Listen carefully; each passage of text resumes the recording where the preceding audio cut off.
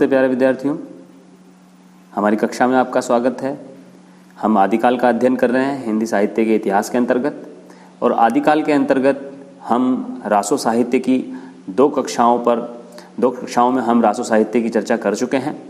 और रासो साहित्य क्या है, उसका नामकरण कैसे हुआ है, रासो की उत्पत्ति कहाँ से हुई है, उस पर हम एक सामान्य चर्चा करने के बाद हम प्रमुख रूप से जो रासो साहित्य के जो ग्रंथ मिलते हैं इस काल में, उन पर भी चर्चा पूर्व में हम कर चुके हैं। इस चर्चा में हमने 5 ग्रंथों को शामिल किया था, और अब हम उस ग्रंथ की बात करने वाले हैं जिस ग्रंथ को केंद्र में रख करके आदिकाल की लगभग जो सारी प्रवृत्तियां हैं उनका निर्धारण किया गया है, जिस ग्रंथ को आधार बना करके, या उस ग्रंथ की बात करते हैं जो ग्रंथ हिंदी साहित्य के पहले महाकाव्य के रूप में स्वीकार किया गया है अनेक विद्वानों के द्वारा। आचार्य रामचंद्र शुक्ल जी ने भी कहा है कि चंद्रबरदाई कृत पृथ्वीराज रासो को जो है वह हिंदी का पहला महाकाव्य है, और मिश्र बंधुओं ने भी लिखा है कि हिंदी का वास्तविक प्रथम महाकवि चंद्रबरदाई को ही कहा जा सकता है। यहाँ ये ध्यान करने की बात है कि चंद्रबरदाई जो कवि हैं उनके होने न होने, उनके नाम, उनके अस्तित्व पर भी बड़ा संकट गहराया हुआ है। जिस तरह से पृथ्वीराज रासो ग्रंथ के प्रामाणिकता अप्रामाणिकता को लेकर के बड़ा एक विवाद खड़ा हुआ है हिंदी साहित्य में, वैसा ही विवाद चंद्रबरदाई कवि के संदर्भ में भी दिखाई देता है। चंद्रबरदाई के बारे में कहा जाता है, जैसे यदि हम बात करें कि माता प्रसाद गुप्त जी ये मानते हैं कि पृथ्वीराज रासो का जो कवि है चंद्रबरदाई या जो भी है वह पृथ्वीराज का समकालीन नहीं था, और यह चंद्र नाम के किसी अन्य व्यक्ति द्वारा रचित है ये ग्रंथ, और वह व्यक्ति कौन है यह जानने के लिए हमारे पास कोई साधन नहीं है। इसी तरह से एक और विद्वान है जो ये मानते हैं, जैसे गौरी शंकर ओझा हैं, वो कहते हैं कि ये चंद्रबरदाई कवि नहीं है, ये चंद्रक कवि है, जिसका उल्लेख पृथ्वीराज रासो में पृथ्वीराज विजय नाम के जो जयानक का एक ग्रंथ है, जो संस्कृत भाषा का ग्रंथ है जयानक का पृथ्वीराज विजय, उसमें चंद्रक कवि का नाम आता है, और वो मानते हैं कि ये चंद्रक कवि ही चंद्रबरदाई कवि है। लेकिन यह उचित नहीं लगता है, क्योंकि चंद्रक कवि जो है वो कश्मीर का एक कवि था, जिसे इन चंद्रबरदाई से जोड़ना, जिसका संबंध ठीक नहीं लगता है।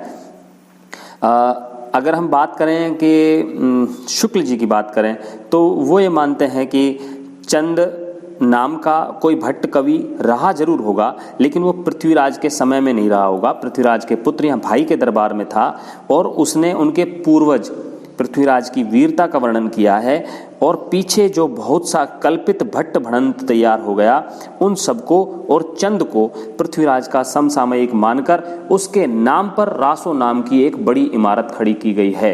वो ये मानते हैं कि पृथ्वीराज रासो जो ग्रंथ है वह भी बाद में लिखा गया है, और पीछे के किसी पृथ्वीराज के पुत्र के या भाई के दरबार में जो कवि कोई रहा चंद्र नाम का, उस व्यक्ति ने ये ग्रंथ बाद में लिखा है, ऐसा शुक्ल जी मानते हैं। और यदि हम जयानक के पृथ्वीराज विजय की बात करें तो उसमें जो पृथ्वीराज चौहान जो पृथ्वीराज तृतीय के नाम से जाने जाते हैं, पृथ्वीराज चौहान, उन पृथ्वीराज के जो मुख्य भाट हैं वो पृथ्वी भट्ट हैं, चंद नहीं हैं। तो इस पर बड़ा एक भारी विवाद चलता है कि चंद्रबरदाई जो कवि हैं वास्तव में वो थे भी या नहीं थे, और थे तो क्या वो पृथ्वीराज के समकालीन थे या नहीं थे। इसके साथ साथ एक और ग्रंथ जिसके बारे में मुनि जिनविजय जी ने इशारा किया है, संकेत किया है, उस ग्रंथ का नाम है पुरातन प्रबंध संग्रह, जो कि 1290 विक्रमी की रचना ऐसी मानी जाती है। उन्होंने वहाँ से 4 छंद उन्होंने दिखाए हैं, उन्होंने शामिल की हैं अपने ग्रंथ, जो कि जयचंद प्रबंध नाम से एक ग्रंथ का उन्होंने संपादन किया है। पुरातन प्रबंध संग्रह से लेकर के उस ग्रंथ में 4 छंद चंद्रबरदाई के शामिल किए गए हैं, जिनमें चंद्रबरदाई का नाम चंद बलिद्दय मिलता है। तो यह मान लिया जाता है कि चंद्रबरदाई का वास्तविक नाम बलिद्दय रहा हो, और इस तरह से चंद्रबरदाई नाम से वो प्रचारित हो गए हों। तो उनका मानना है कि बलिद्दय नाम उनका था। आगे चलते हैं। यह 13वीं शती की रचना मानी जाती है। पर माता प्रसाद गुप्त से 14वीं शताब्दी की रचना मानते हैं। यदि हम गौरीशंकर ओझा की बात करें तो वो 16वीं शताब्दी की रचना मानते हैं। शुक्ल जी भी लगभग 16वीं 17वीं शताब्दी की रचना ही इसको मानते हैं। उनका भी ये मानना है कि ये रचना कभी बाद में रची गई है, समकालीन रचना नहीं है पृथ्वीराज चौहान की, क्योंकि इस रचना में बहुत सारी जो घटनाएं हैं, तथ्य हैं, तिथियां हैं, उनका यदि कोई समकालीन कवि रहा होता तो उसने सही सही वर्णन किया होता। लेकिन जैसे पृथ्वीराज विजय नाम की संस्कृत ग्रंथ है जिसके कवि जयानक हैं, उस ग्रंथ में सारी तिथियां, सारी घटनाएं लगभग इतिहास के अनुरूप हैं।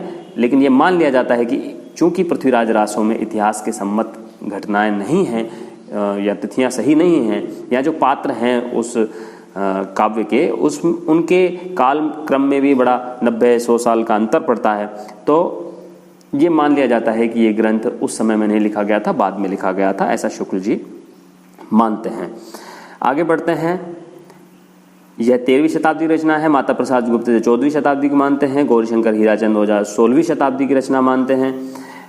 अजमेर और दिल्ली के शासक पृथ्वीराज चौहान के मित्र और राजकवि थे चंद बरदाई, ऐसा माना जाता है। और ऐसा भी माना जाता है कि इनका और पृथ्वीराज चौहान का जन्म एक साथ हुआ था और ये उनके राजकवि भी थे, उनके मित्र भी थे, उनके सेनापति भी थे और उनसे बड़ा उनका लगाव था, उनके परामर्शदाता भी थे। शुक्ल जी के अनुसार जो चंद बरदाई हैं उनका जन्म 1168 ईस्वी में लाहौर में भाट जाति के जगात गोत्र के ब्राह्मण परिवार में हुआ। यहाँ एक बात ध्यान करने की है कि इस काल के जितने भी प्रशस्ति परक ग्रंथ हैं जिनमें राजाओं की प्रशंसा, आश्रयदाताओं की प्रशंसा की गई है, या रासो काव्य हैं जो वीरता परक, जो पराक्रमपूर्ण चरित्र को व्यक्त करते हुए जो ग्रंथ लिखे गए हैं, वो ज़्यादातर ग्रंथ चारण कवियों के द्वारा लिखे गए हैं। ये एकमात्र कवि ऐसे मिलते हैं जो भाट जाति के थे। तो भाट जाति की जगात गोत्र के एक परिवार में इनका जन्म हुआ था। इनकी पूर्वजों की भूमि पंजाब थी। आप जानते हैं कि इनका जन्म लाहौर में हुआ है, तो पूर्वजों की भूमि पंजाब थी। इनके वंशज, ऐसा कहा जाता है कि आज भी नागौर में रहते हैं और नागौर के एक व्यक्ति का नाम आता है नानूराम भाट। उनके पास जाकर के हरप्रसाद शास्त्री को एक वंश वृक्ष प्राप्त हुआ था। वंश वृक्ष जिसमें पूर्वजों से लेकर के आज तक की जितनी भी पीढ़ियां हुई हैं, उन पीढ़ियों के जितने भी लोग हुए हैं, उन सब का परिचय मिलता है। तो ऐसा वंश वृक्ष प्राप्त हुआ था हरप्रसाद शास्त्री जी को नानूराम भाट से। और नानूराम भाट ने ही ये बताया कि चंद ने मूल ग्रंथ में, जो उनके पास ग्रंथ है उसमें 3000 छंद हैं, तो उन्होंने कहा कि चंद ने 3000 छंद मूल रूप से लिखे थे और उसके बाद उनके पुत्र जो कि जलहण हैं, जिनका नाम आगे चल करके हम लेंगे, तो 10 समय बाद में जोड़ करके, आप जानते हैं कि मूल ग्रंथ जो बड़ा ग्रंथ मिलता है उसमें 69 समय का एक ग्रंथ मिलता है। 69 समय है, उसमें समय का मतलब खंड, अध्याय। तो 69 समयों का जो यह ग्रंथ है, इसमें से जो अंतिम 10 समय हैं वो जोड़ करके उनके पुत्र ने यह ग्रंथ पूरा किया था। और ऐसा भी उन्होंने कहा है कि यह ग्रंथ अकबर ने बैठ करके सुना था। हालांकि ये किंवदंती है, इस बारे में कोई प्रामाणिक स्रोत नहीं है ये जानकारी पता करने का। चंद बरदाई को ऐसा कहा जाता है कि जालंधरी देवी का इष्ट प्राप्त था। जालंधरी देवी एक जालंधरी माता हैं, उनका इष्ट प्राप्त था, यानी कि वरदान प्राप्त था। और उन्हीं की कृपा से ये अदृष्ट काव्य की रचना भी कर सकते थे। अदृष्ट काव्य जो दिखाई नहीं देता, उन अदृष्ट काव्य की रचना कर दिया करते थे। इसीलिए वर प्राप्त करने के कारण, जालंधरी देवी से वरदान प्राप्त करने के कारण इनका नाम बरदाई पड़ा है। चंद बरदाई इनका नाम इसीलिए पड़ा है, ऐसा माना जाता है। और आगे बात करते हैं। इन्होंने जो ये ग्रंथ लिखा है उसके बारे में इन्होंने संकेत भी किया है किसी पंक्ति में, लेकिन उससे पहले एक बात कर लेते हैं कि ये ग्रंथ में षड भाषा, व्याकरण, काव्य, साहित्य, छंद शास्त्र, ज्योतिष, पुराण, नाटक आदि सभी विधाओं में चंद बरदाई पारंगत थे। इसके संकेत इस ग्रंथ में मिलते हैं। उन्होंने स्वयं कहा भी है कि उक्ति धर्म विशालस्य राजनीति नवरसम षड भाषा पुराणम च कुरानम कथितम मया। इसका मतलब है कि विशाल धर्म की उक्ति, राजनीति, नवरसों का वर्णन मैंने षड भाषा का मतलब यहाँ पर है संस्कृत, प्राकृत, अपभ्रंश, शोरसैनी, मागधी और पैशाची, जो उस समय की अपभ्रंश की स्थानीय बोलियां थी, उन भाषाओं का प्रयोग करते हुए मैंने यह ग्रंथ, जिसमें मैंने नवरसों को भी शामिल किया है, राजनीति को भी शामिल किया है और धर्म की विशाल उक्ति को भी शामिल किया है, इस ग्रंथ की रचना को मैंने पुराण के रूप में या कुरान के रूप में मैंने इसकी रचना की है, ऐसा चंद बरदाई मानते हैं। आगे बात करें कि जो पृथ्वीराज रासो है, इसे पूरा करने का श्रेय चंद बरदाई के पुत्र जलहण को है। जैसा आपने स्वयंभू जब हम पढ़ रहे थे तो हमने पढ़ा था कि स्वयंभू के जो पुत्र थे त्रिभुवन, उन्होंने पौमचर्यु को पूरा किया था। उसी तरह से चंद बरदाई के जो पुत्र हैं जलहण, उन्होंने इस ग्रंथ को पूरा किया था। ऐसे संकेत भी इस ग्रंथ में मिलते हैं, क्योंकि इसमें यह भी मिलता है कि पुस्तक जलहण हथ दे चले गज्जन नृप कज्ज, कि मैं राजा के काम से गजनी जा रहा हूँ, इसीलिए यह जो पुस्तक है यह मैं मेरे पुत्र को हाथ में दे करके जा रहा हूँ। इस संबंध में एक पंक्ति और भी मिलती है, रघुनाथ चरित हनुमंत कृत भूप भोज उद्धरिये में पृथ्वीराज सुजस कवि चंद कृत चंद नंद उद्धरिये में, कि चंद का पुत्र जो चंद नंद है, जो कि जलहण है, वह पृथ्वीराज रासो को पूरा करेगा, ऐसा इसमें मिलता है। आगे बढ़ते हैं। इस ग्रंथ के प्रमुखतः 4 संस्करण हमें प्राप्त होते हैं। जो पहला संस्करण है उसे वृहत संस्करण कहा जाता है, दूसरा संस्करण जो मध्यम संस्करण है, तीसरा संस्करण लघु, और चतुर्थ जो है वो लघुतम संस्करण है। तो ज़्यादातर जो बात की जाती है जिस संस्करण की, वह सबसे बड़े संस्करण की बात की जाती है। तो बड़ा संस्करण जो है सबसे, उसमें 16,306 छंद मिलते हैं, 69 समय हैं, 69 अध्याय हैं, 69 क्या बोलेंगे इसमें प्रकरण हैं। तो 69 अध्यायों को यहाँ समय कह दिया गया है। तो 69 समय है, 16,306 छंद है, और 2,500 पृष्ठों का एक बड़ा ये ग्रंथ है, जो नागरी प्रचारिणी सभा के द्वारा 1905 में प्रकाशित हुआ था, और जिसे उदयपुर में अभी सुरक्षित रखा गया है, उदयपुर के राजकीय संग्रहालय में।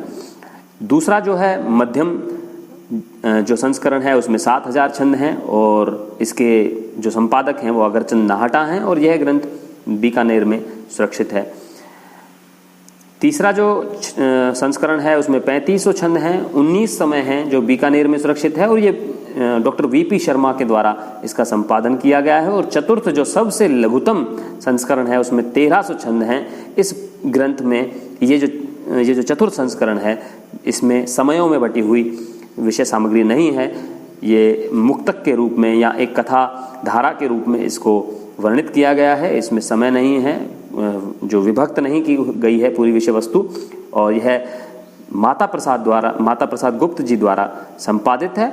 और यहाँ यह बात भी ध्यान रखने की है कि दशरथ शर्मा जी जो एक बड़े विद्वान हैं, जिन्होंने पृथ्वीराज रासो को प्रामाणिक सिद्ध करने का बड़ा प्रयास किया है, उन्होंने इसी संस्करण को प्रामाणिक माना है। उन्होंने माना है कि जो ऊपरी जो 3 संस्करण हैं वो संस्करण प्रामाणिक नहीं है, लेकिन जो चतुर्थ संस्करण है उस संस्करण की जो घटनाएं हैं, तिथियां हैं, संवत हैं, वो इतिहास के अनुरूप हैं, इसलिए इसी संस्करण को प्रामाणिक माना जाना चाहिए। अभी हम थोड़ी सी बात प्रामाणिकता और अप्रामाणिकता की भी करेंगे आगे चल करके, लेकिन अभी थोड़ी सी बात और कर लेते हैं पृथ्वीराज रासो की संरचना की, कि पृथ्वीराज रासो में 68 प्रकार के छंदों का प्रयोग किया गया है। ये बात आप देख लीजिएगा, इसमें 68 छंद नहीं है, 68 प्रकार के छंदों का प्रयोग किया गया है। इससे पता चलता है कि जो चंद बरदाई रहे हैं उन्हें छंदों का विशेष रूप से ज्ञान था, और उन्होंने बड़े स्वतंत्र भाव से 68 प्रकार के छंदों का प्रयोग किया है। यदि हम बात करें कि रासों की व्युत्पत्ति रासक से मानने वाले जो हजारी प्रसाद द्विवेदी हैं, वो ये मानते हैं कि रासक संस्कृत की एक ऐसी शैली थी जिसमें छंदों की विविधता का ध्यान रखा जाता था। तो उसी शैली से प्रभावित होकर के यह ग्रंथ रासक शैली से रासों की रचना हुई है, इसीलिए इसमें छंदों का वैविध्य हमें दिखाई पड़ता है। और जितनी बार भी छंद बदलते हैं वो भाव के अनुरूप बदलते हैं। यदि आप देखें वीर रसात्मक कोई रचना कर रहे हैं, वीर रसात्मक कोई घटना प्रस्तुत हुई है, तो वहाँ पर 56 छंद का प्रयोग हुआ है। आगे बढ़ते हैं। इसमें प्राचीन समय के जो प्रचलित थे प्राय सभी छंदों का इसमें प्रयोग हुआ है, जिसमें दोहा है, जिसे दूहा कहा जाता था, दूहा, तोटक, तोमर, गाहा, आर्या, छप्पे का विशेष रूप से प्रयोग किया गया है, और छप्पे का प्रयोग इसमें सबसे ज़्यादा आकर्षक भी है। और यही कारण है कि छप्पे का राजकुमार तक कह दिया गया है चंद बरदाई को। और विशेष रूप से जहाँ वीर रसात्मक वर्णनाएं हैं वहाँ पर 56 छंद का प्रयोग बहुत सुंदर तरीके से किया गया है। इस ग्रंथ का सबसे बड़ा समय जो है वो कन्नवज युद्ध समय है। कन्नवज युद्ध समय का मतलब कन्नौज में जो युद्ध हुआ है वह जो घटना है वह प्रधान घटना के रूप में यहाँ पर दिखाई पड़ती है, और इसीलिए इस ग्रंथ का मूल कथानक भी इस ग्रंथ को, इस समय को कहा जाता है। पृथ्वीराज रासो की शैली जो है वह विशेष रूप से पिंगल शैली है।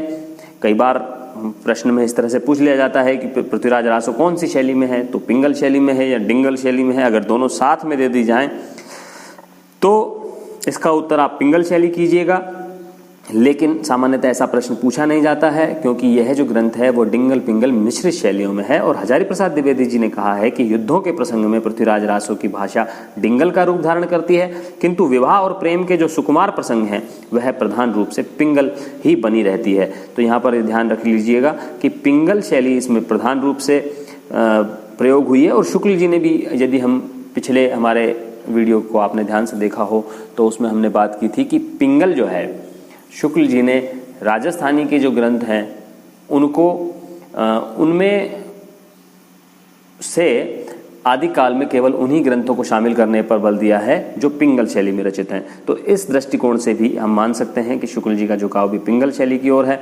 और बच्चन सिंह जी भी कहते हैं कि सब मिलाकर इसकी भाषा ब्रज मिश्रित राजस्थानी है। तो ब्रज मिश्रित राजस्थानी भाषा पिंगली है, इसीलिए आप ये मानिएगा कि मुख्य रूप से पिंगल शैली है, लेकिन युद्धों के वर्णन में और पराक्रमपूर्ण चरित्र का वर्णन करने में यह शैली। यदि हम शुक्ल जी की बात करें तो उन्होंने इस ग्रंथ की भाषा को केंद्र में रखते हुए बहुत स्पष्ट टिप्पणी की है कि भाषा इस ग्रंथ की बिल्कुल बेठिकाने है। बेठिकाने है का मतलब है इसकी भाषा का यदि हम अध्ययन करें तो कहीं से भी ऐसा नहीं लगता है कि ये किसी एक काल में रची गई रचना होगी। अनेक अनेक खंडों में इसकी भाषा के स्वरूप बदल जाते हैं, और इन्होंने लिखा भी है कि अनुस्वारांत शब्दों की ऐसी मनमानी भरमार है जैसे कि संस्कृत प्राकृत की नकल की गई हो। तो ऐसा भी लगता है कि कहीं संस्कृत का प्रभाव अधिक दिखाई देता है, कहीं प्राकृत का प्रभाव दिखाई देता है। शुक्ल जी का ऐसा मानना है कि उस समय की जो भाषा है, यानी कि जो आदिकालीन जिस समय पृथ्वीराज चौहान वर्तमान थे उस समय की जो भाषा है, उस समय की भाषा का प्रभाव इस पर न होकर के उससे पूर्व की जो भाषा संस्कृत और अपभ्रंश का, उसमें घालमेल करने का इस ग्रंथ में प्रयास किया गया है। आगे बढ़ें तो उन्होंने एक बात और भी लिखी है कि भाटों के इस वागजाल के बीच में कहाँ पर कितना अंश असली है इसका निर्णय असंभव होने के कारण यह ग्रंथ न तो भाषा के इतिहास के और न साहित्य के इतिहास के जिज्ञासुओं के काम का है। तो इस तरह से इन्होंने भाषा के आधार पर भी घटनाओं और तथ्यों, तिथियों, संवतों और पात्रों को, तो अगर हम एक बार को ये मान लें कि काल्पनिक हो सकते हैं, लेकिन उसके बाद भी इसकी भाषा की तुलना करने के बाद, उसका भाषा की मूल्यांकन करने के बाद भी इन्होंने यही टिप्पणी की है कि यह ग्रंथ न तो भाषा के इतिहास के और न साहित्य के इतिहास के जिज्ञासुओं के किसी काम का है। पृथ्वीराज रासो के बारे में एक बात और महत्वपूर्ण है कि जैसा कि बच्चन सिंह जी के हिंदी साहित्य का दूसरा इतिहास जो उनका ग्रंथ है उसमें उन्होंने लिखा है कि पृथ्वीराज रासो राजपूती विलास की कहानी है। जैसा हम पहले भी बात कर चुके हैं कि उन्होंने कहा है कि रासो का जो केंद्रीय वर्ण्य विषय है वो युद्ध है और विलास से उसका घना रिश्ता है। बच्चन सिंह जी ने ही ये बात लिखी है। और युद्ध और शौर्य यदि ताना है तो विलास इसका बाना है, और इसी ताने बाने से जो रासो है उसको बुना गया है। ये बात बच्चन सिंह जी कहते हैं, और उसी के संदर्भ में ये और कहते हैं कि राजपूती विलास की कहानी है पृथ्वीराज रासो। जैसा कि पृथ्वीराज के सभासदों ने ऐसा कहा भी है कि किम बुझे रतिवंती राजा, किम बुझे रतिवंती राजन, यहाँ शायद गलत लिखा हुआ है, किम बुझे रतिवंती राजन, यानी कि जो सभासद हैं राजा के, वो राजा के विलास की प्रवृत्तियों से इतना परिचित है और अब खुलकर के उसके विरोध में वो प्रस्तुत होने लगते हैं। और जब कोई कहता है कि भाई दूसरे राजा के जो या गौरी का या कहीं से युद्ध की स्थितियां पैदा हो रही हैं और आक्रमण होने वाला है या युद्ध होने वाला है, तो उस समय किसी के मन में ये साहस नहीं है कि वो राजा के पास जाकर के कैसे कहे। तो वो आपस में बात करते हैं कि किम बुझे रतिवंती राजन, कि भाई ऐसा राजा जो रतिवंती हो चुका है, जो रानियों के साथ विलास में डूबा हुआ है, मग्न है, उस राजन से कैसे जाकर के इस बात को कहा जाए। तो इसी बात को केंद्र में रखते हुए बच्चन सिंह जी ने कहा है कि यह ग्रंथ राजनीति की महाकाव्यात्मक त्रासदी है जो भारत के इतिहास में घटित हुई है। ऐसी राजनीतिक त्रासदी की महाकाव्यात्मक अभिव्यक्ति इस ग्रंथ में हमें देखने को मिलती है। और इस संबंध में उन्होंने 2-3 तर्क भी दिए हैं, 2-3 बातें भी बताई हैं कि किस तरह से चंद बरदाई ने उनका वर्णन किया है कि एक नाम आता है कैमास, आपने पढ़ा भी होगा, कैमास वध किया जाता है पृथ्वीराज चौहान के द्वारा। कैमास के बारे में कहा जाता है कि इसी पृथ्वीराज रासो में ही 1-2 पंक्तियां आती हैं जिसमें उसको व्यास और वशिष्ठ जैसा विद्वान बताया जाता है। ऐसे विद्वान जो सेनापति था या सभासद था उसको पृथ्वीराज चौहान के द्वारा केवल इस बात से मृत्युदंड दे दिया जाता है या उसको 1 तीर या 2 तीर से मार दिया जाता है, इस पर भी विवाद है। 1 तीर या 2 तीर से मार दिया जाता है ऐसे सभासद को केवल इस बात के लिए कि वह पृथ्वीराज चौहान की किसी कर्नाटी दासी पर प्रेम रखता था, अनुरक्त था। तो केवल इस बात से प्रेरित होकर के या नाराज होकर के उन्होंने ऐसे एक महत्वपूर्ण सभासद की, सेनापति की हत्या कर दी जो बाद में युद्ध के समय उनको भारी पड़ी। एक और घटना का उन्होंने वर्णन किया है बच्चन सिंह जी ने कि कन्ह नाम के एक सभासद थे जो कि पृथ्वीराज चौहान के बहुत नज़दीक थे।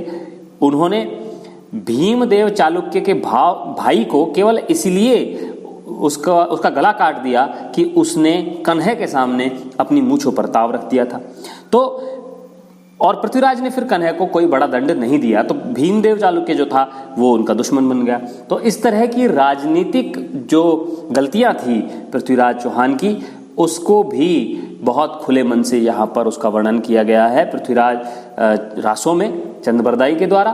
और यही कारण है कि बच्चन सिंह जी ने इस ग्रंथ को राजनीति की महाकाव्यात्मक त्रासदी कहा है। और राजा के विलास की बात करें तो यहाँ ये भी वर्णन आते हैं, जैसा कि हम जब गणपति चंद्रगुप्त जी का वैज्ञानिक इतिहास पढ़ते हैं तो वहाँ पर एक पंक्ति उन्होंने लिखी है कि गोरी रत्तव तुव धरा तुव गोरी अनुरक्त। तो चंद बरदाई संकेत कर रहे हैं पृथ्वीराज चौहान को, गोरी रत्तव तुव धरा, कि हे राजा मोहम्मद गोरी तुम्हारी धरती पर अनुरक्त हो चुका है जबकि तुम गोरी पर अनुरक्त हो। गोरी मतलब संयोगिता के लिए आया है कि तुम तो संयोगिता पर अनुरक्त हो, संयोगिता के साथ विलास में मग्न हो, वहां दूसरी ओर मोहम्मद गोरी तुम्हारी धरती पर अनुरक्त हो चुका है, आक्रमण करने वाला है। तो अनेक जगह पर ये संकेत मिलते हैं कि राजनीति में कितनी गलतियां हुई हैं और उसका खामियाजा पूरे भारतवर्ष को किस तरह से भुगतना पड़ा है, उस ओर भी संकेत चंद बरदाई ने बड़े मुक्त भाव से दिए हैं। ऐसा भी कहा जाता है कि राजा बड़ा विलासी था और ऐसा रसिक है, बच्चन सिंह जी ने लिखा है कि राजा ऐसा रसिक है कि जिस रानी के पास छुट्टी मांगने जाता है वहीं 2 महीने रह जाता है। और यही कारण है कि राजन कहते हैं, वो सभासद कहते हैं कि किम बुझे रतिवंती राजन।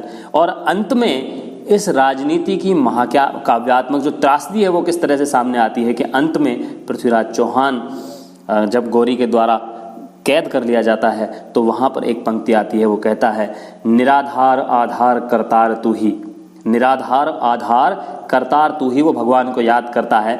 और यहाँ बच्चन सिंह जी स्पष्ट करते हैं कि यह भक्तिकालीन शरणागति नहीं है, यह एक भक्त की भक्तिकालीन शरणागति नहीं है, यह खालिस उदासी की शरणगाह।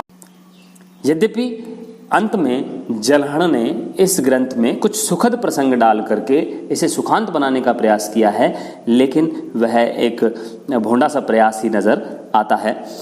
और आगे बात करें तो इस ग्रंथ के बारे में कहा जाता है कि कर्नल टाड जो कि इस ग्रंथ को प्रामाणिक मानते हैं, वो इस ग्रंथ पर बड़े के प्रति आकर्षक थे और उन्होंने इसके सौंदर्य पर रीझ कर लगभग 30,000 छंदों का अंग्रेजी में अनुवाद भी किया था और एशियाटिक सोसाइटी ऑफ बंगाल से जो प्रकाशित होने वाला था, ऐसा कहा जाता है। हालांकि वो नहीं हो पाया, उसके पीछे क्या कारण रहे उस पर हम बात करेंगे। एक पंक्ति और बात कर लेते हैं कि पृथ्वीराज रासो के कुछ पद पुरातन प्रबंध संग्रह, जो कि मैंने पहले बात की थी, मुनि जिनविजय ने 1290 संवत में जो रचित है पुरातन प्रबंध संग्रह, वहाँ से कुछ पद जो कि पृथ्वीराज रासो के हैं उनको प्रकाशित करवाया और जिनमें चंद बलिद्य नाम मिलता है और उसी से इस ग्रंथ की प्राचीनता प्रमाणित होती है। और यह भी प्रमाणित होता है कि चंद पृथ्वीराज चौहान का समकालीन कवि ही था। हजारी प्रसाद द्विवेदी जी ने कहा है कि मुनि जिन विजय ने पुरातन प्रबंध संग्रह में जयचंद प्रबंध नामक ग्रंथ में चंद के नाम से 4 छप्पे छंद दिए हैं। इन पद्यों के प्रकाशन से अब किसी को संदेह नहीं रह गया है कि चंद नाम का कोई कवि पृथ्वीराज के दरबार में अवश्य था। तो यहाँ पर जो पुरातन प्रबंध संग्रह है उसका अपना महत्व है। आगे बात करते हैं जो कि सबसे महत्वपूर्ण बिंदु आता है पृथ्वीराज रासो के संबंध में कि पृथ्वीराज रासो एक प्रामाणिक ग्रंथ है या अप्रामाणिक ग्रंथ है या कुछ लोग इसे अर्ध प्रामाणिक भी मानते हैं। तो ये इसकी प्रामाणिकता के संदर्भ में हम थोड़ी सी बातचीत कर लेते हैं। और इसके बारे में सबसे महत्वपूर्ण बात यही है, हालांकि जो मैंने एक ग्रंथ पढ़ा है शिव प्रसाद शर्मा जी का ग्रंथ पढ़ा है, हिंदी साहित्य और युगीन प्रवृत्तियाँ, उसमें उन्होंने कहा है कि सबसे पहले मुरारी दान और श्यामल दास जो विद्वान थे उन्होंने इसकी प्रामाणिकता पर प्रश्न चिन्ह लगाया था, लेकिन फिर भी इस विवाद को प्रचारित करने का जो श्रेय है, वास्तविक श्रेय है, वो वूलर एक डॉक्टर वूलर नाम के एक पुरातत्वज्ञ है और विद्वान है, अंग्रेजी विद्वान है। उन्होंने सबसे पहले 1875 में कश्मीर में एक पृथ्वीराज विजय नाम की एक संस्कृत काव्य की एक खंडित प्रति उनको मिली और उसके आधार पर उससे जब इन्होंने तुलना की, उसका जब मूल्यांकन किया और इसके साथ रखा, पृथ्वीराज रासो के साथ रखा, तो पता लगा कि पृथ्वीराज रासो की जो ऐतिहासिकता है, उसकी जो प्रामाणिकता है, उसमें जो घटनाएं हैं, तथ्य हैं, तिथियां हैं, वो उतनी सही नहीं है। और तभी से पृथ्वीराज रासो पर एक विवाद छिड़ गया उसकी ऐतिहासिकता को और उसकी प्रामाणिकता अप्रामाणिकता को लेकर के। शुक्ल जी भी स्वयं पृथ्वीराज रासो को अप्रामाणिक रचना मानते हैं और इस प्रामाणिक और अप्रामाणिक मानने में 3 वर्ग हमारे सामने उभरते हैं विद्वानों के। पहला वर्ग है जो अप्रामाणिक मानता है, दूसरा वर्ग ऐसा है जो इस ग्रंथ को प्रामाणिक मानता है और तीसरा वर्ग ऐसा है जो इस ग्रंथ को अर्ध प्रामाणिक मानता है। तो हम क्रम से तीनों की बात करेंगे, लेकिन रामचंद्र शुक्ल जी ने कहा है, स्पष्ट रूप से कहा है कि इसके संबंध में इसके अतिरिक्त कुछ कहने की जगह नहीं है। उन्होंने कहा है कि इस संबंध में इसके अतिरिक्त और कुछ कहने की जगह नहीं है कि यह पूरा ग्रंथ वास्तव में जाली है। तो आप समझ सकते हैं कि इन्होंने स्वयं ही जाली कह दिया। जाली का मतलब होता है नकली या फर्जी, जिसे हम कह देते हैं फर्जी। तो ऐसा यह ग्रंथ शुक्ल जी के अनुसार है। बच्चन सिंह जी कहते हैं कि ओझा जी ने वैज्ञानिक पद्धति पर पड़ताल करते हुए ऐसे अप्रामाणिक सिद्ध किया है। और जब हम हजारी प्रसाद द्विवेदी जी का ग्रंथ पढ़ते हैं तो उन्होंने भी लिखा है कि संवत 1986 में गौरीशंकर ओझा ने नागरी प्रचारणी पत्रिका में विस्तार पूर्वक पृथ्वीराज की अनैतिहासिकता सिद्ध की। और उन्होंने लिखा है गौरीशंकर ओझा जी ने कि हमने जांच करके देखा है कि पृथ्वीराज रासो बिल्कुल अनैतिहासिक ग्रंथ है और ये जितनी भी इस ग्रंथ में घटनाएं हैं वो भाटों की कोरी कल्पना मात्र हैं। और हजारी प्रसाद द्विवेदी जी कहते हैं आगे चल करके कि तब से ही, जब से गौरीशंकर हीराचंद ओझा ने ऐसा इसके बारे में टिप्पणी की है, तब से ही हिंदी साहित्य के इतिहास नामक ग्रंथों में रासो की ऐतिहासिकता और अनैतिहासिकता पर पन्ने रंगे जा रहे हैं। इस निरर्थक मंथन से जो दुस्तर फेन राशि पैदा हुई है उसे पार करके इस ग्रंथ के साहित्यिक रस तक पहुंचना हिंदी के विद्यार्थी के लिए असंभव सा व्यापार हो गया है। तो ये बहुत महत्वपूर्ण टिप्पणी उन्होंने की है कि वास्तविक जो साहित्यिक रस है उसकी बात नहीं की जा रही है और इसके प्रामाणिकता और अप्रामाणिकता पर व्यर्थ में पन्ने रंगे जा रहे हैं। ये अपनी पीड़ा हजारी प्रसाद द्विवेदी जी ने व्यक्त की है और ये हम सब की पीड़ा भी है कि वास्तव में इसके साहित्यिक मूल्यांकन की बात होनी चाहिए थी और शुक्ल जी ने भी इसकी प्रामाणिकता अप्रामाणिकता को केंद्र में रख करके इस ग्रंथ पर इतना महत्व इस ग्रंथ को नहीं दिया है।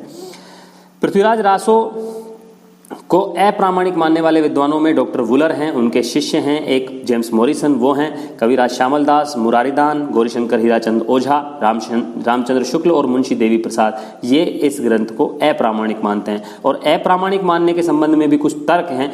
ऐसे ही किसी ग्रंथ को प्रामाणिक नहीं माना जा रहा है, कुछ पर हमने पीछे बात कर ली है, लेकिन कुछ की बात और होनी चाहिए ऐसा लगता है इसमें, क्योंकि जो पृथ्वीराज रासो ग्रंथ मिलता है इसमें चौहानों की उत्पत्ति अग्निकुंड से बताई गई है, जबकि गौरीशंकर हीराचंद ओझा जी कहते हैं कि यह एक भ्रामक धारणा है। अग्निकुंड से होने पर अग्निवंशी माने जाने चाहिए चौहान, लेकिन वास्तव में चौहान जो हैं राजस्थान के वो सूर्यवंशी माने जाते हैं। इसीलिए यह जो एक भ्रामक धारणा है ये कवि कल्पना है। पृथ्वीराज की जो माता है उसका नाम यहाँ कमला बताया गया है, जबकि वास्तव में यदि हम कुछ शिलालेखों की बात करें कुछ पट्टे परवानों की बात करें तो उनमें जो नाम है वो वास्तव में कर्पूर देवी मिलता है और कमला नहीं मिलता है, यह भी एक त्रुटि है मिलती है। वुलर ऐसा मानते हैं कि जो संयोगिता स्वयंवर है, जयचंद से शत्रुता है, दिल्ली के शासक अनंगपाल तोमर जो उनके नाना थे, अनंगपाल तोमर द्वारा पृथ्वीराज चौहान को गोद लिया जाना, ये सारी घटनाएं अनैतिहासिक हैं, ये ठीक नहीं है। और श्यामल दास जी की बात करें तो उन्होंने 1886 में एक ग्रंथ लिखा था, antiquities authenticity and genuineness of the epic called Prithviraja and commonly ascribe to Chandbardai. इसके अनुसार इस ग्रंथ में, इस लेख में इन्होंने लिखा था कि पृथ्वीराज रासों में 10% शब्द फारसी के हैं, जिससे यह रचना आदिकालीन नहीं ठहरती है। तो 10% फारसी के शब्द कैसे आ गए, इस आधार पर भी श्यामल दास ने इस पर टिप्पणी की। 2-4 घटनाएं और भी जिनके बारे में बता देता हूं आपको। समर सिंह, जिसका विवाह पृथ्वीराज की बहन के साथ हुआ था, और एक अन्य व्यक्ति भीम सिंह का वर्णन मिलता है जिसका वध पृथ्वीराज द्वारा बताया गया है। वो दोनों ही घटनाएं अनैतिहासिक हैं, क्योंकि पृथ्वीराज की मृत्यु के बाद समर सिंह 109 वर्ष तक जीवित था और भीम सिंह 50 वर्ष तक जीवित था। तो ये कुछ ऐसी तथ्य हैं, हालांकि परीक्षाओं में इस तरह से बातें नहीं पूछी जाती हैं, लेकिन फिर भी हमें पता होना चाहिए कि किस तरह के तथ्य ऐसे हैं या कौन कौन सी ऐसी घटनाएं हैं जिनके बारे में बड़ा विवाद चलता है। इस ग्रंथ में यह भी बताया गया है कि गौरी की मृत्यु पृथ्वीराज चौहान के हाथों हुई है। आपने वो सुना भी होगा, 4 बास 24 गज अंगुल अष्ट प्रधान, ताऊ पर सुल्तान है मत चुके चौहान। तो पृथ्वीराज चौहान ने शब्द भेदी बाण चला करके जो गौरी की हत्या की थी या गौरी का वध किया था, ये ऐसा बताया गया है इस ग्रंथ में। लेकिन वास्तव में जब इतिहास की बात करें, अनेक विद्वानों ने लिखा है कि इतिहास में उसकी मृत्यु गख्खरों के हाथों, गख्खर जाति के लोगों के द्वारा हुई किसी युद्ध में। पृथ्वीराज चौहान ने उनका वध नहीं किया था, उसका वध नहीं किया था। पृथ्वीराज के 14 विवाहों का भी इसमें उल्लेख हुआ है। 11 वर्ष से लेकर के 34 वर्ष की आयु तक पृथ्वीराज के 14 विवाहों का उल्लेख इसमें किया गया है, जो कि ठीक बात नहीं समझ में आती है। तो ये सारे वो मत हैं जिन पर ऐसा प्रतीत होता है कि ये ग्रंथ कुछ अनैतिहासिक है। और हजारी प्रसाद द्विवेदी जी ने कहा भी है कि अब तक यही विश्वास किया जाता है कि प्रक्षेपों के समुद्र में से मूल कविताओं के मोती चुन लेना असंभव है। तो इसमें इतने सारे प्रक्षेप हैं, यानी कि बाद में इतनी सारी बातें जोड़ दी गई हैं, बाद के कवियों ने, बाद के रचनाकारों ने इसमें इतनी बातें जोड़ दी हैं कि अब इसमें से मूल जो कविता है, पता नहीं है कि चंद द्वारा वो मूल कविता कौन सी थी जो लिखी गई थी। और यही कारण है कि शुक्ल जी ने लिखा है कि इतिहास विरुद्ध कल्पित घटनाएं इसमें जो भरी पड़ी हैं उनके लिए क्या कहा जा सकता है। तो बहुत सारे लोगों ने इस ग्रंथ को अप्रामाणिक माना है और अप्रामाणिक मानने के उनके अपने तर्क हैं। लेकिन हम आगे चलते हैं और प्रामाणिक मानने वाले विद्वान कौन से हैं। कर्नल टाड, जिनकी बात हुई पीछे, मोहनलाल विष्णुलाल पांड्या, डॉक्टर श्याम सुंदर दास, मिश्र बंधु और दशरथ शर्मा इस ग्रंथ को प्रामाणिक मानते हैं। उनके तर्क क्या हैं उस पर बात करते हैं। श्यामल दास ने जब पृथ्वीराज रासों को जाली ठहरा दिया था, हमने अभी बात की थी, आपने antiquities authenticity and genuineness of the epic called Prithviraja का जो एक लेख लिखा था इन्होंने, उस लेख में जब इसे अप्रामाणिक या जाली ठहरा दिया, तब मोहनलाल विष्णुलाल पांड्या उन्होंने इस ग्रंथ की रक्षा के लिए या इसकी प्रामाणिकता सिद्ध करने के लिए एक ग्रंथ लिखा, रासो संरक्षा। उस रासो संरक्षा को लिख करके उन्होंने प्रामाणिकता सिद्ध करने का प्रयास किया। उन्होंने एक अनंत संवत की कल्पना की। उन्होंने ये कहा कि जो इसमें 100 साल की या 90 साल की घटनाओं का जो अंतर पड़ता है वो वास्तव में इसीलिए पड़ता है क्योंकि ये एक अलग प्रकार के संवतों में लिखी गई रचना है, और उस अलग प्रकार के संवत को इन्होंने अनंत संवत कहा। अनंत संवत का मतलब है नंद, यानी कि 90 वर्ष का जो नंद वंशी शूद्र वंशी राजाओं का जो शासन था, उसे चंद्रबरदाई ने अपने संवतों में शामिल नहीं किया है, इसीलिए 90 वर्ष का अंतर इनकी तिथियों में पड़ता है, ऐसा उन्होंने तर्क दिया। हालांकि बच्चन सिंह जी ने कहा है कि मोहनलाल विष्णुलाल पांड्या ने इसके पक्ष में जो तर्क दिए हैं वे बुनियादी तौर से कमजोर हैं और अश्रद्धा के शिकार हैं, ऐसा उन्होंने कहा है। हालांकि मोहनलाल विष्णुलाल पांड्या ने एक दोहा मिलता है पृथ्वीराज रासों में जो है, एकादश पंचदह विक्रम साक आनंद तिहि रिपुजय पुरहन को भये पृथ्वीराज नरिंद। तो इस दोहे में एक आनंद शब्द आता है, तो उन्होंने ये मान लिया है कि आनंद संवत, जो कि 90 साल का अंतर जिसमें पड़ता है, मोहनलाल विष्णुलाल पांड्या ने आनंद संवत की कल्पना करते हुए आनंद संवत में रचित यह ग्रंथ बताया है, जिस पर 90 वर्ष का अंतर पड़ता है और उस आधार पर इसको प्रामाणिक सिद्ध करने का प्रयास किया, लेकिन ये दलील लचर है। चंद-बरदाई चूंकि लाहौर प्रांत का निवासी था, इसीलिए श्यामल दास का यह कहना कि फारसी शब्द क्यों हैं, तो लाहौर में चूंकि आप जानते हैं कि 712 या 722, मुझे ध्यान नहीं है, 712 या 7वीं शताब्दी का, हम कह सकते हैं 8वीं शताब्दी के शुरुआत से ही मुस्लिम आक्रमण भारत पर होने लगे थे और उसके बाद से मुस्लिमों का आना जाना हिंदुस्तान में लगा रहा। तो उनके साथ साथ उनकी जो भाषा शैली है वो, क्योंकि लाहौर है सिंध नदी के नज़दीक का क्षेत्र है, तो वहाँ पर ज़रूर जो चंद-बरदाई हैं उनके समय में फारसी शब्दों का प्रयोग होता रहा होगा, तो इसीलिए उस पर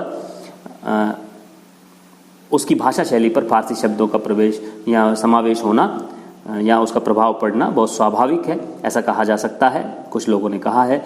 और जो दशरथ शर्मा जैसे लोग हैं उन्होंने लघुतम प्रति में ऐसा माना है कि कैमासवत की घटना है, जो कि एक ऐतिहासिक घटना है, जबकि लघुतम प्रति में अग्निकुंड, संयोगिता स्वयंवर, जयचंद से शत्रुता ये घटनाएं नहीं हैं।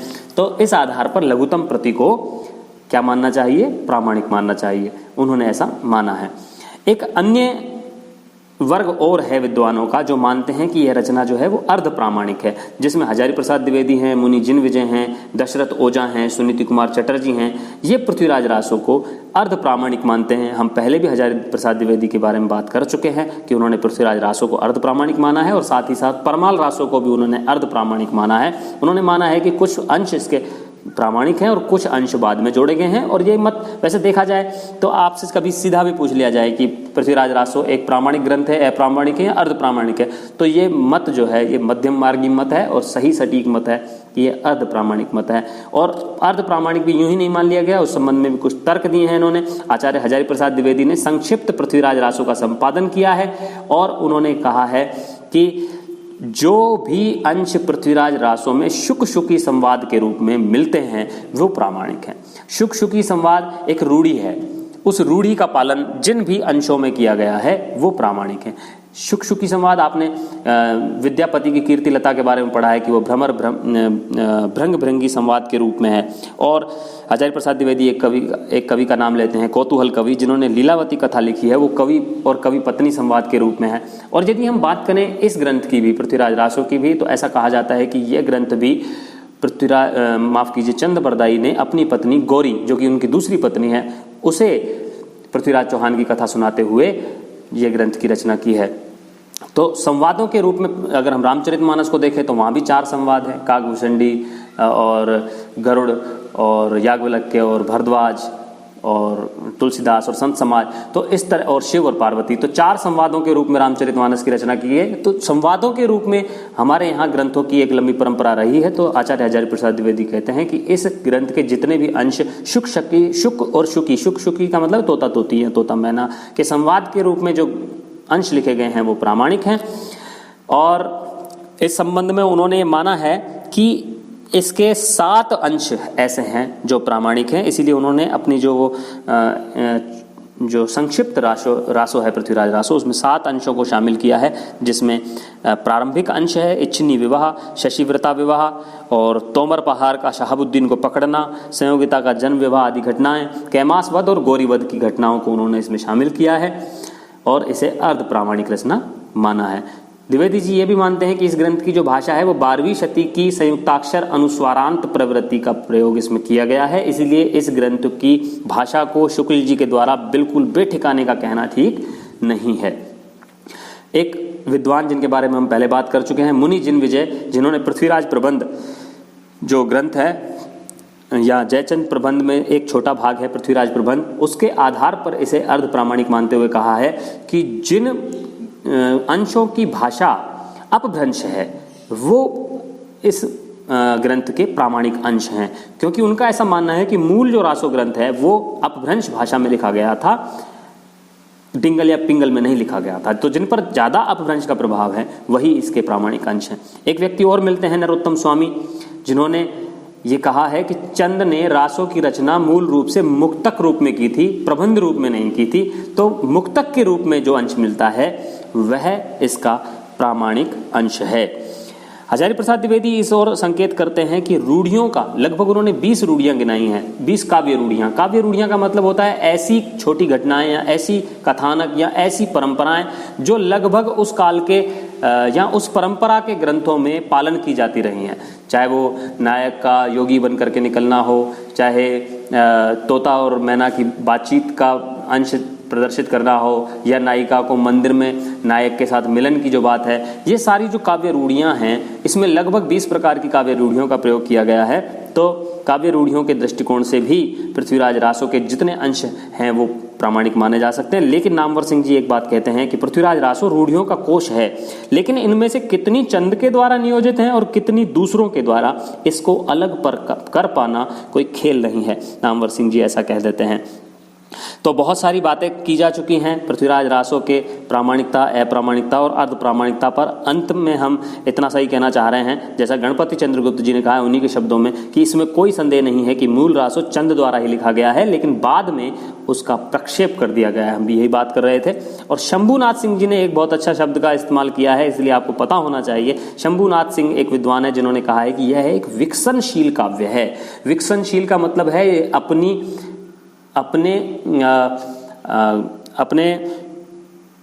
अपनी रचना के बाद इस ग्रंथ में लगातार विकास होता रहा है, तो इसीलिए इस ग्रंथ को उन्होंने विकसनशील ग्रंथ कह दिया है। तो हम यह भी मान सकते हैं। आगे बढ़ते हैं और अंत में गणपति चंद्रगुप्त जी ने एक बहुत अच्छी बात कही है। जैसे हम बात करें कि गौरीशंकर हीराचंद ओझा ने इसको जाली कह दिया है, या शुक्ल जी ने भी, हमने आपको बताया था कि लिखा है कि पूरा ग्रंथ वास्तव में जाली है, शुक्ल जी ने कह दिया है। लेकिन गणपति चंद्रगुप्त बहुत अच्छी बात कही, उन्होंने कहा है कि नकल सदा असल की ही होती है। नकल सदा असल की ही होती है, असल के अभाव में किसी नकल के अस्तित्व की कल्पना भी नहीं की जा सकती। तो ऐसा माना जा सकता है कि इस ग्रंथ में कुछ नकल जरूर हुई हो, लेकिन मूल रूप से कभी न कभी कहीं न कहीं पर यह ग्रंथ मूल रूप से लिखा गया होगा किसी कवि के द्वारा, और उसके बाद इसकी नकल होती रही है लगातार, जो हमें आज अपने मूल रूप में यह ग्रंथ नहीं मिलता है। और यही कारण है कि इसकी प्रामाणिकता पर संदेह किया जाता है। और अंत में इतनी सी बात कहनी है कि पृथ्वीराज रासो अपनी सारी अनैतिहासिकता और अप्रामाणिकता के साथ एक उच्च कोटि का महाकाव्य है, जिसमें उच्च पात्र हैं, उदात्त विचार हैं और गंभीर भावों की मार्मिक अभिव्यक्ति हुई है। आज भी यह ग्रंथ साहित्य के विद्यार्थियों के लिए अपनी साहित्यिक योग्यताओं के कारण, अपनी साहित्यिक प्रवृत्तियों के कारण और साहित्यिक श्रेष्ठता के कारण आज तक यह ग्रंथ साहित्य के विद्यार्थियों के लिए अत्यंत महत्वपूर्ण है। इस ग्रंथ पर अब इस बात को विराम दे देना चाहिए कि यह ग्रंथ प्रामाणिक है या अप्रामाणिक है या अर्ध प्रामाणिक है, और इसका जो मूल्यांकन है अब वह साहित्यिक सिद्धांतों को केंद्र में रख करके ही किया जाना चाहिए। आशा करता हूँ आज की हमारी कक्षा आपको अच्छी लगी होगी, आपको अनेक जानकारियाँ ऐसी प्राप्त हुई होंगी जो आपको पूर्व में नहीं प्राप्त हुई हैं, और ऐसा ही प्रयास किया जा रहा है कि आपको श्रेष्ठ अध्ययन का अवसर प्राप्त हो। बहुत बहुत आभार, बहुत बहुत धन्यवाद हमसे जुड़े रहने के लिए। शुक्रिया।